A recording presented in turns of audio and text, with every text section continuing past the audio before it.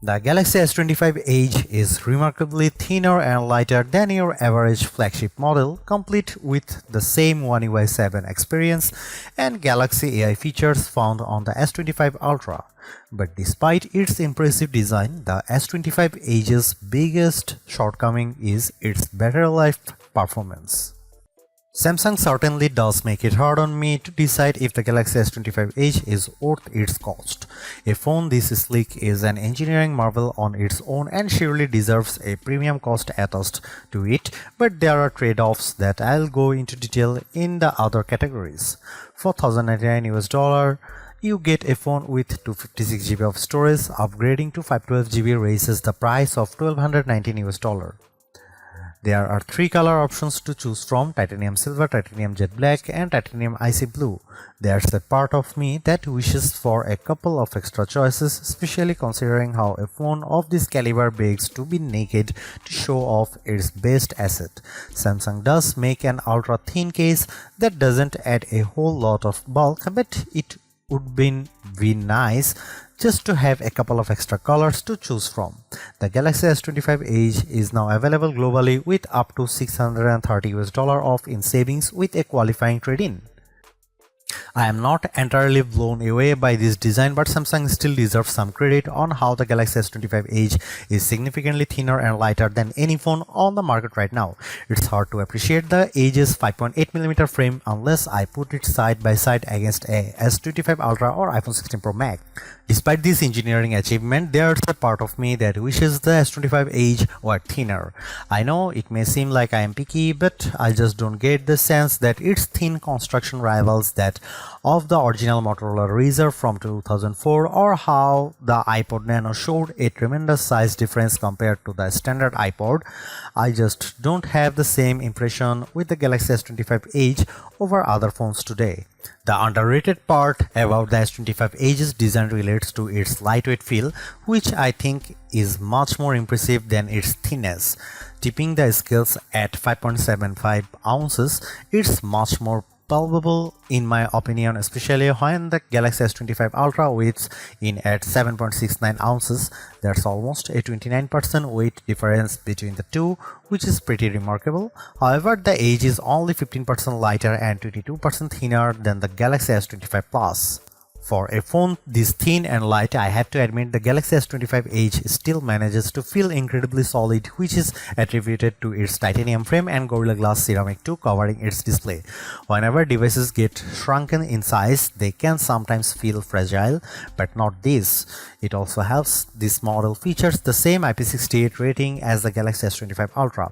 After I reviewed the Motorola Razr Ultra 2025, I am less convinced by the Galaxy S25 Edge's design because Motorola's device is almost the same size, weight, and thinness, but it's a foldable phone. The specs show that the Galaxy S25 Edge beats the Razr Ultra, but they are a lot similar in reality. And this is exactly why I am not as enthralled by S25 Edge design. One reason why the Galaxy S25 Edge draws a lot of comparison to the S25 Plus is that it features a similar 6.7-inch AMOLED display with QHD Plus resolution. I personally feel this size is still too big for one-handed use, but it's much easier to handle than the 6.9-inch Galaxy S25 Ultra. Plus, it helps the Samsung has kept the bezels as slim as possible. I will say that this panel looks really sharp, and I'd argue it's better than the one in the Galaxy S25 Ultra. Colors look rich while it maintains its clarity at wide angles better than the Ultra. But what's even more impressive is how the Galaxy S25 Edge sports a much brighter panel reaching a peak brightness of 1997 nits, which is a smidge brighter than the S25 Ultra. Apart from that, it's worth mentioning that the Galaxy S25 Edge features an adaptive 120Hz refresh rate that makes animations and scrolling with the interface so buttery smooth. All in all, it's a superb display that's perfect for me to squeeze in a TV show or movie. The first compromise the Galaxy S25 Edge makes to reach its thinner construction is the sacrifice to its camera arsenal. The rest of Xiaomi's flagship line gets a triple camera array at the very least, but the Galaxy S25 Edge gets a dual camera setup instead, which consists of 200 megapixel main shooter paired with a 12 megapixel ultra wide. The trade-off here is that the Edge lacks a dedicated telephoto camera, which leaves all the zooming to its main camera. Even though the camera and lenses protrude much further out from the rest of the phone, I'm not terribly bothered by that, but there's a fair amount of oval if you lay the S25 Edge flat and try to type. Samsung doesn't explicitly say it's the same identical 200 megapixel main camera as the Galaxy S25 Ultra, but the Edge is inherently at a disadvantage because all other S25 models are backed by optical zoom cameras. Around the front, there's a 12 megapixel selfie camera with a pinhole cutout for it. Here are some camera samples of the Samsung Galaxy S25 Edge.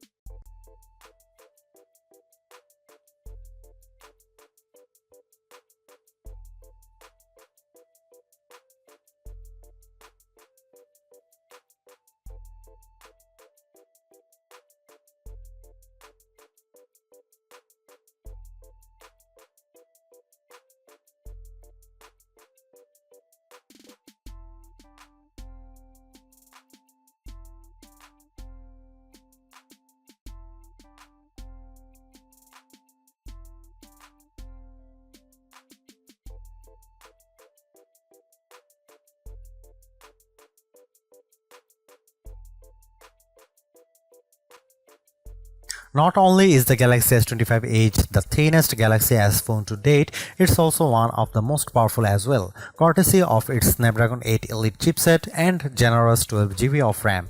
This combo effortlessly handles just about anything you can run on the phone while also juggling multiple apps without having to refresh them.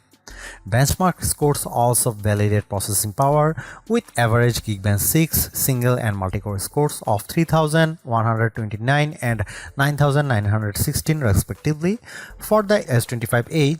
Interestingly, these scores are better than the Galaxy S25 Ultra but behind the S25 Plus ever so slightly. I don't notice any difference in terms of its real overall performance as the S25 Edge delivers the same GP response with everyday actions such as opening apps, surfing the web, watching videos and more. Due to how Samsung shaves off a lot of space inside the phone, the Galaxy S25 Edge features a newly configured vapor chamber to mitigate heat building. Although I don't see a tremendous difference in how games I play religiously run on the Galaxy S25 Edge, 3D Mark benchmark scores reveal it's not as good as the S25 Plus or S25 Ultra. The S25 Edge's 149.18 FPS average frame rate with 3D Mark's Wildlife Unlimited test isn't as fast as the other two phones, though this frame rate is still incredibly smooth. Clearly, the biggest compromise in engineering a phone this thin is that the battery isn't going to be as big and as a result exposes the Galaxy S25 Edge's biggest weakness.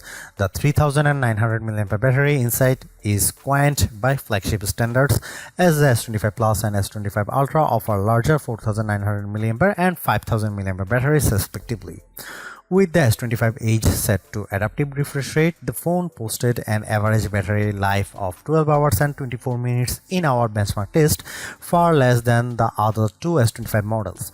I also think it's worth including the Razer Ultra 2025 in this conversation too, just because it has 4700 mAh battery and similar size, yet the Razer still beat the S25 Edge with its time of 15 hours and 42 minutes.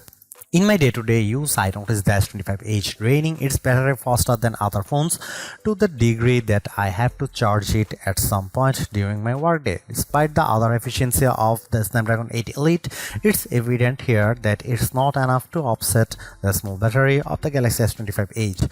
Now, I wouldn't be as critical if the S25 Edge could charge really fast in a short time, but Samsung caps the S25 Edge's wire charging speed at 25 watt. It would have been nice to get 45 watt charging instead to match up better with the Galaxy S25 Plus and S25 Ultra. After 15 and 30 minutes of charging, the S25 Edge's battery capacity goes to 27% and 54% respectively. The Ultra, with its larger battery, reached 37 and 71% in those times. Luckily, there is no compromise with the software in the Galaxy S25 Edge. That's because it packs the latest One UI 7 experience on top of Android 15 along with the latest set of Galaxy AI features that arrived with the rest of the S25 series. This consists of newer editions like the Now Brief and Now Bar, with the latter acting very much like Apple's Dynamic Island and Live Tiles to give me previews and mini players of certain apps. Cross-app actions is here as well, and the AI agents it uses play nicely with the native apps, like being able to search for the next Yankees game and adding to it my calendar. Like the other S25 models too, the S25 Edge suffers from a lack of deeper third-party app support for greater functionality. In terms of generative AI, the Galaxy S25 Edge has the same editing tools I have leaned on with the rest of the Galaxy S25 series, like generative edit to erase objects with AI assistance, sketch to image for taking my crude drawing and making them a photorealistic, audio eraser to take out background noise from my videos, and portrait studio that applies an artistic touch of my selfie. When it comes to productivity, the Galaxy S25 Edge is just as superb in the area with key features such as multi-window that allows for up to 3 apps to run simultaneously on its large screen. It's not as intuitive as the Galaxy Z Fold 6, but it still gets the job done. The Galaxy S25 Edge also has my favorite Samsung feature, DeX, which allows me to connect it to a monitor for the desktop-like experience. I can tell you how this has saved me a number of times when I left my laptop at home, so being able to tap into this adds more value to the Galaxy S25 Edge. There is no arguing that the software is just as rich and deep as the rest of the Galaxy S25 series, so I'm happy there is no compromise here. In fact, the Galaxy S25 Edge gets the same 7 years of major Android and security updates that will keep on adding new tools and features. I really want to like the Galaxy S25 Edge, but it's difficult because I was hoping for much more out of this thin phone. First and foremost, the biggest trade-off in making me a phone this thin and light is that the battery life is compromised in a big way. I wouldn't be as critical about that if the charging speed were faster, but it isn't. The Edge's build construction serves as a precedent for all phones going forward, but it does pose a conundrum in the sense of how much value it offers by doing this. Again, I have to point out the Galaxy S25 Plus and its $999 cost. That's $100 less than the S25 Edge, but the S25 Plus still offers a thin and light design of its own, along with a dedicated telephoto camera, a larger battery that lasts much longer, and a faster 45 watt charging speed.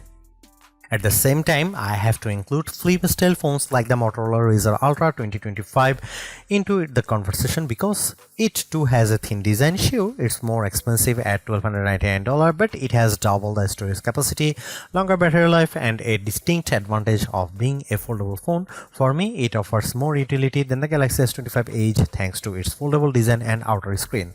And finally, there's the Samsung Galaxy S25 Ultra at $200 more than the Galaxy S25 Edge. You will have to deal with a thicker and heavier phone, but I think those concessions are well worth it because of how the Ultra has better zooming capabilities with its cameras, outstanding battery life, faster charging, and the extra utility of the S Pen. Plus, it has a larger screen to round it out. I think I would be more impressed in the Galaxy S25 Edge if Samsung made it even thinner while also shrinking down the size of the phone, but still packing the same chipset and cameras. Samsung's lineup is already dominated by several phones with a 6-inch displays, but it would have been different if there was another small phone option. The Galaxy S25 Edge is an okay start to this trend, but its successor is going to need to do a lot more to really differentiate itself from the pack.